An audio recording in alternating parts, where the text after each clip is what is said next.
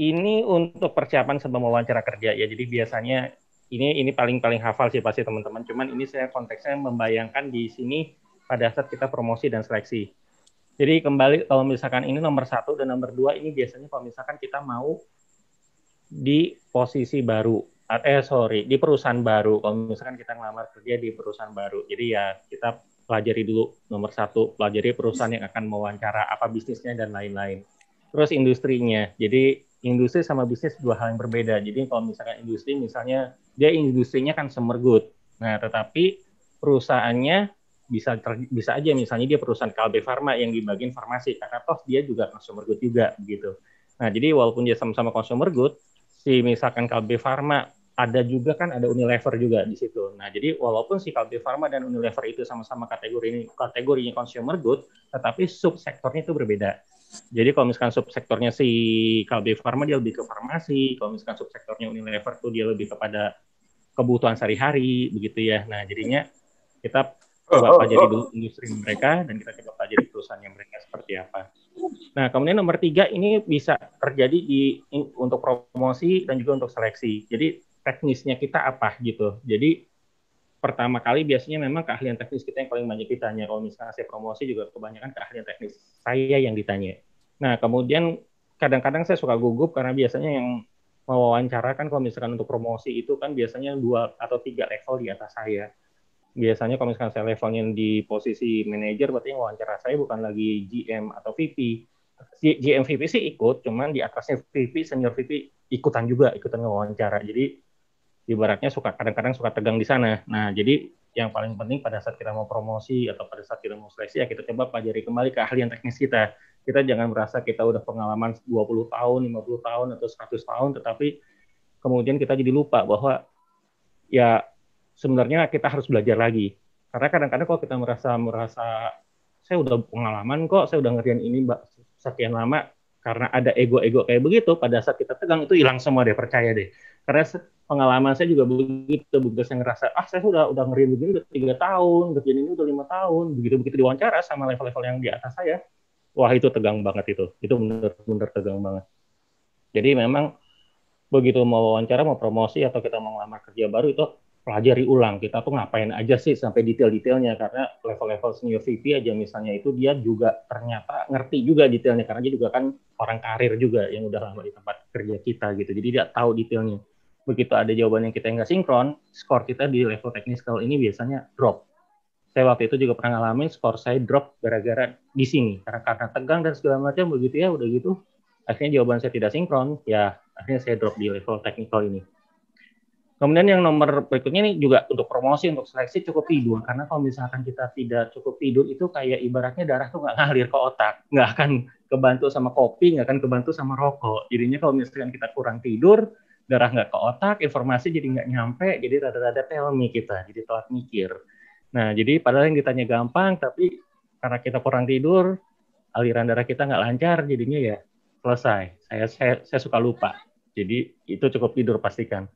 Ini nomor 5, hati-hati juga karena masalahnya adalah psikologis orang beda-beda melihat warna. Jadi pada saat saya mau promosi, saya ngelihat siapa dulu sih yang interview. Nah ini kalau promosi gampang ya, karena kan saya udah kenal bos-bos saya. Kalau promosi, saya tahu kalau misalkan bos saya nggak suka warna tertentu. Jadi pada saat bos saya nggak suka lihat laki-laki pakai warna merah, maka jangan saya pakai kemeja warna merah untuk promosi ya. Nah, kalau untuk promosi itu enaknya gitu. Jadi kita udah tahu kemauan dan plus minus dari bos kita. Nah, kemudian bos di atasnya kita lagi, walaupun kita nggak terlalu detail tahu, tapi kan setidaknya kita kan, misalnya saya ngelapor ke manajer lapor ke GM. Saya kan paling tahunya manajer saya sukanya apa. Tapi kalau misalkan level GM kan saya nggak tahu. Nah, tapi setidaknya saya tahu lah kalau misalkan level GM saya itu dia sukanya makan bakso, dia sukanya warna kuning, dia nggak suka warna oranye. Nah, kemudian kalau misalkan dia nggak suka warna tertentu, kita coba, emang warnanya kalau misalkan di baju atau di mana itu semuanya nggak suka warna kuning. Kalau ngeliat warna kuning nggak suka, oh ternyata saya suka kok lihat warna kuning. Misalnya saya lihat warna kuning di McDonald, lihat warna kuning di KFC, oh saya suka kok. Oh ternyata dia warna kuningnya spesifik. Terus yang lo nggak suka di mana kalau warna kuning? Gue nggak suka kalau lihat ada orang pakai baju warna kuning, terutama laki-laki. Nah itu langsung dikunci tuh. Jadi kita kalau misalkan kita wawancara, jangan pakai baju kuning kunyit, semua yang kuning itu jangan. Nah itu untuk konteks promosi. Nah untuk konteks promosi tuh karena kita tahu bosnya kita suka warna apa, ya kita pakailah kemeja yang disukai oleh bos-bos kita. Nah tapi kalau untuk konteks seleksi, misalnya saya ngelamar ke tempat kerja baru gitu ya. Nah ini yang repot ya, saya nggak tahu. Misalnya saya ternyata diwawancara sama Pak Barep, saya nggak tahu Pak Barep sukanya apa, Pak Indra saya nggak tahu sukanya warnanya apa, kemudian Pak Haryadi saya nggak tahu sukanya warna apa, Pak Yoki saya juga nggak tahu sukanya dan nggak sukanya warna apa gitu ya.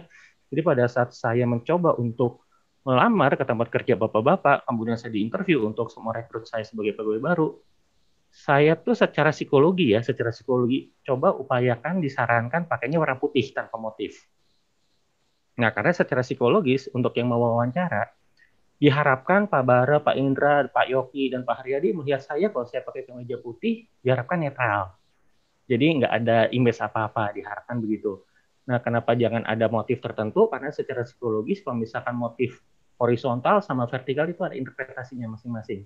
Apalagi kalau misalkan kayak horizontal. Kalau misalkan horizontal itu ada image di mana ini orang kok kayaknya gendut banget ya gitu, kok kelihatannya ini orang gemuk padahal ya baru mau masuk udah gendut gini, nanti gimana ya obesitas, dia lincah nggak ya kerjanya gitu, padahal secara berat badan kita nggak gemuk gitu, tapi karena dia horizontal, ada motif horizontal, ada kesan bahwa saya gemuk. Nah hal-hal yang kayak begitu tuh kejadian itu ada di bawah sadar, di mana mereka sendiri kadang-kadang nggak sadar. Iya, iya. Kalau saya sih simpel Pak. Iya, kalau silakan pakai Mas Arif. jersey MU langsung saya terima Pak. Bercanda. Nah itu. Tapi begitu saya pakai Liverpool gimana Mas? Wah langsung saya silang. Apalagi Liverpool juara kan. Nah pokoknya langsung blacklist. Makanya kalau ngomong-ngomong Mas Barif, mendingan saya bilang Liga Jerman, saya Bayern Munchen aja udah. Iya boleh.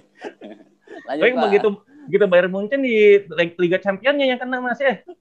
Waduh, nggak jadi. Asal akhirnya jangan pecinta Barca Pak, aman. Iya. Betul. Nah itu juga pertanyaan-pertanyaan kayak gitu tuh jadi seru juga tuh ya Mas Barif. Iya, gitu lah. Jadi hobinya apa? Sepak bola. Tim kamu apa? Liverpool. Saya MU. Waduh, jeng-jeng gitu.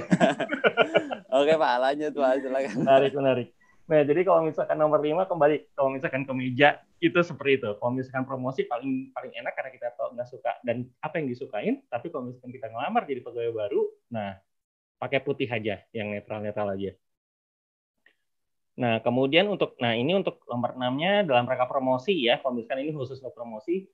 Jadi sebisa mungkin kalau misalkan kita teman-teman mau promosi atau misalkan saya promosi, biasanya saya suka kerjasama sama teman-teman di bagian organization development. Jadi di situ suka ada kompetensi matrix namanya. Jadi kalau misalkan ada grade 12, grade 13, saya promosi dari grade 12 ke grade 13. Biasanya saya minta dulu, apa sih grade 13 tuntutan kerjanya apa sih gitu. Saya harus punya kemampuan apa sih? Ternyata di grade 13 saya harus banyak memfasilitasi meeting. Jadi saya pelajari dulu fasilitasi meeting itu seperti apa, mau ngapain, terus harus diapain aja, begitu. Nah itu di tuntutan kompetensinya saya harus pelajarin dulu. Jadi karena nanti pada saat saya promosi, anggap aja promosi itu menggunakan metode assessment center gitu. Jadi kalau misalnya metode assessment center itu kan kita pakai kayak role play. Nah jadi nggak cuma wawancara, ternyata role play. Nah kalau misalnya andai kata promosinya pakai metode assessment center itu ya berarti tuntutan kompetensi yang dituntut di pangkat saya yang lebih tinggi, saya harus facilitating skill. Jadi ya saya harus siap-siap dari awal bahwa saya bisa memfasilitasi meeting, saya bisa arrange meeting, saya bisa bikin minute of meeting. Nah, hal-hal seperti itu. Jadi nomor 6 penting banget. Kalau misalkan kita memang mau promosi, kita coba pelajarilah tuntutan kerja kita yang lebih tinggi di atas kita apa. Nah, ini kurang lebih persiapan sebelum wawancara. Mungkin ada teman-teman mau diskusi, silakan. Oh, silakan. Sorry. Lanjut. Ada pertanyaan nih. Oh, iya nggak kelihatan. Dari sorry. Mbak Heni. Oh, iya. Kalau ya, pakai batik gimana Pak? Nah, batiknya ini untuk promosi atau untuk seleksi? Kalau misalkan batiknya saya orang Jawa Barat, begitu misalkan ternyata Mbak Heni pakai batik Parang itu kan dari Sumatera Barat motifnya. Nah, jadi saya ngelihatnya kok datangnya kok pakai baju batik Parang gitu. Nah, saya orang Jawa Barat. Nah, jadi ada kayak, ya kenapa sih kok pakai batiknya ini, nggak yang itu aja? Kurang lebih kayak gitu sih. Jadi ada rasa-rasa, ya kok batiknya gitu sih gitu. Ya, sip, not. Tapi itu nggak akan terlalu menggagalkan kok. Cuman maksudnya ya kalau bisa si interviewer itu tetap punya kesan positif lah gitu. Dan yang paling nggak enak kalau user gitu. Kalau user kan biasanya kalau level GM atau level VP gitu ya, dia tuh kan udah kayak ngerasa udah paling dewa kan di sana kan. Nah, jadi dia kalau misalkan like-nya takutnya tinggi gitu ya. Nah, kita sebagai HR, kita cuma bilang, Pak, nggak bisa kalau misalkan Bapak nilai dari batik doang. Tapi kan si GM atau VP kan dia akan selalu bilang, enggak, saya nggak nilai dia karena gini, karena dia memang skill dia gini-gini. Padahal skillnya nilainya bagus, tapi wawancara kayak Iya. gitu-gitu deh. Nah, kurang lebih seperti itu. Kalau dari Mas Barat gimana, Mas? Kalau pakai batiknya gimana, Mas? Eh, Pada wawancara. Kalau saya sih pengalaman aja sih. Terakhir itu saya interview di tempat kerja sekarang ini, Pak.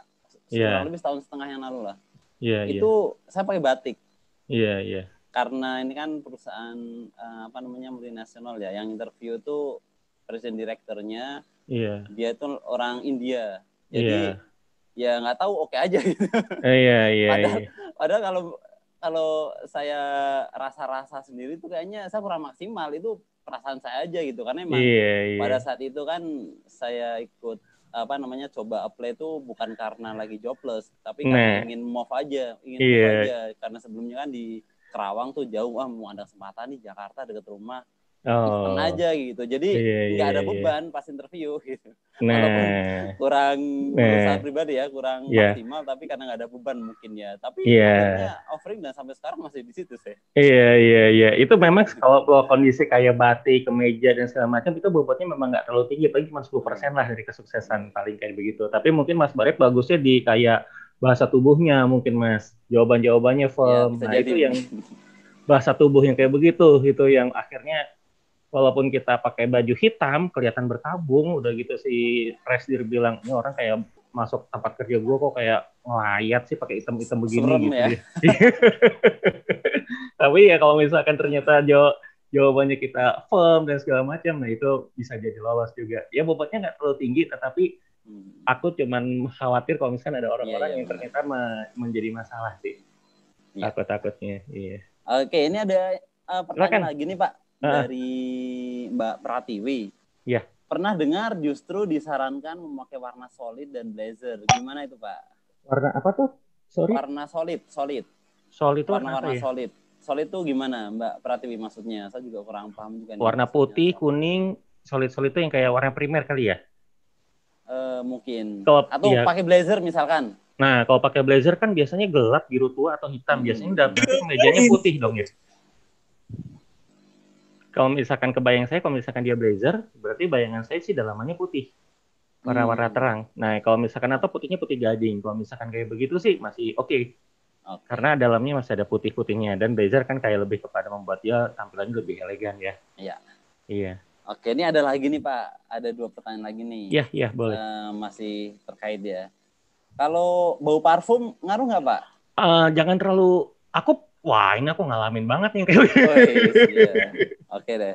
itu Gimana Pak? tergantung ya. Jadi begitu selesai wawancara, interviewer tuh selesai dengan para user malah bilang, itu parfumnya enak banget mas. Nggak enak aku. Subjektif banget ya. Iya. Jadi aku tuh karena terganggu, jadinya tuh suka hati-hati lihat skor aku. Aduh, ini bahaya nih skor gue nih. Parfumnya terlalu menyengat dan bukan tipe yang aku suka. Dan waktu itu interviewnya ada 7 dan 4, nah ini lucu, sampai di polling. 4 nggak suka, 3 suka gitu. Udah gitu kan Gara-gara parfum gara-gara ya. parfum. Gara-gara itu kita kayak ego-ego aja kan Iya, masing-masing iya kan. Ini benar-benar. suka, ini bagus. Udah polling kan kayak ngerasa pengen siapa yang menang gitu. Iya. Nah, karena pengen ada ego, siapa yang pengen menang, ternyata ya 4 suka, apa 3 nggak suka gitu loh. Nah, ini di polling gitu, cuma pengen gitu aja. Tapi ujung-ujungnya sih tetap keterima, karena bobot itu sih cuma 10%-an. Iya. Iya, cuma 10%, cuma 5% dari keseluruhan keberhasilan interview. Cuman ya memang Mungkin kalau bisa, iya. Ya, mungkin tambahannya kalau tipis-tipis aja mungkin. misalkan tips dari saya sih, saya juga pernah ngalamin sih Pak. Nah, silakan, Jadi silakan. beberapa kayak gitu tuh, wah ini parfumnya terlalu menyengat gitu, jadi bikin gak nyaman juga kan buat interviewer yang nggak suka gitu. Cuman Iya. mungkin kalau tambahan dari saya sih, selama kita nggak orang yang, mohon maaf ya, misalkan bau badan nggak menyengat itu mending cari Iya, aman aja sih. Kecuali iya, kalau emang kita bau badannya mungkin kita sendiri juga bisa nanya orang terdekat kita terlebih dahulu gitu. Saya orangnya iya, gimana sih? Kalau iya, keringetan bau atau enggak? Nah, itu mungkin iya. bisa tuh sedikit dimanipulasi ya dengan parfum gitu. Kalau udah Oke. bobo ketek gitu sih pakai deodoran aja lah. Iya kayak gitu.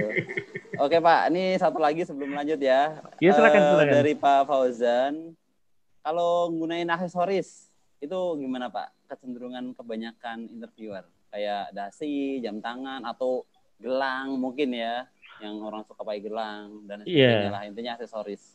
Ya, kalau misalkan definisi aksesoris itu lebih kepada bukan anting, bukan gelang, misalnya kayak jam begitu sih masih nggak apa-apa kan ya Mas Berep ya. Kalau Nah, jam sih tetapi ya masih jam masih oke. Tetapi ini industrinya kan kalau misalkan kayak Mas Barep kelihatannya industrinya formal ya Mas ya, perusahaannya lebih ke formal bukan bukan industri kreatif ya. bukan formal. Iya. Kalau Formal cuman misalkan karakter saya juga baru apa namanya bersinggungan ya kerja langsung sama orang asing, maksudnya yang tiap hari itu ada gitu loh. Kalau dulu uh, ya ada orang asingnya tapi nggak tiap hari ada. Sekarang tiap hari ada uh, orang uh, India. Dia sih kalau saya lihat aksesoris nggak terlalu pengaruh sih, karena mereka pun pakai banyak aksesoris kayak apa cincin kayak gitu. Dia oh, pakai kalung gitu. Tapi oh, kalau menurut saya sih cari amannya sih jangan ya ya. mungkin cukup jam tangan lah. Kalau Iya, kayak dasi itu betul. masih oke gitu. Betul, betul. Sama sih, dari saya juga sarannya kalau misalkan amannya sih ya jangan. Apalagi kalau organisasinya formal ya, kayak misalkan Hmm. perusahaannya Mas Baret atau di industri-industri yang lain yang formal. Tapi kalau industri kreativitas, saya punya teman juga tuh. Di industri kreatif, kreatif gitu, kalau misalkan dia pakai kayak kalung dan segala macam sih masih bisa Masih ya. ternyata. Iya. Iya, kalau industri kreatif ya, tapi kayak periklanan gitu, industri Hmm. periklanan, kemudian industri apa lagi ya. Tapi kayak yang kreatif ya, lebih kepada kayak perusahaan Leo Burnett tuh. Nah, itu Hmm. perusahaan-perusahaan periklanan yang kayak begitu tuh, kayak, aku sih dari bocoran dari temanku masih oke kalau misalkan kita masih kayak Hmm. pakai kalung dan segala macam sih boleh. Tapi kalau di Nah, luar industri kreatif sih amannya sih jam cari aja aman sih. aja ya. Iya, cari aman aja dulu. Nah, ini ada satu lagi nih mungkin tambahan Nggak apa-apa. informasi Heeh. buat cek mungkin ya dari Mbak Heni. Saya pernah dapat info nih kalau aksesoris biasanya ada batasannya kayak perempuan 7 titik, laki-laki 5 titik. Kalau udah berlebihan nggak masalah. Nah, gimana tanggapannya Pak Ilyas? Nah, ini 7 titik gelangnya ya maksudnya ya. Mungkin 7 titik itu kayak anting satu, terus gelang, jam tangan, tiga, mungkin ya. Kalau cewek-cewek misalkan ada pin bros ya kan, nyampe kerudung misalkan ya. Iya, iya, iya, iya. Atau apalagi ya, ya semacam itulah. Iya, Atau pakai iya. bandu mungkin. Iya, iya, iya. Kalau pengalaman aku kalau dia ngelamar di humas, kita pasti ngelihat lagi aspek yang lain. Itu masih bisa keterima kalau di humas. Tapi kalau bukan humas, dia bukan PR gitu. Jadi misalnya pernah kita ngewawancara pakai gelang ada 5. Jadi satu Hmm. tangan ada 5 gelang emas semua begitu. Dan pada saat dia Hmm. ngomong, dia nyebakin rapot dan segala macam, itu bunyi kerenceng, kerenceng, kerenceng, kerenceng gitu. Nah, itu kalau misalkan dia bukan humas tuh biasanya teman-teman panelis yang lain, yang wawancaranya yang lain, itu biasanya mulai agak ilfil tuh.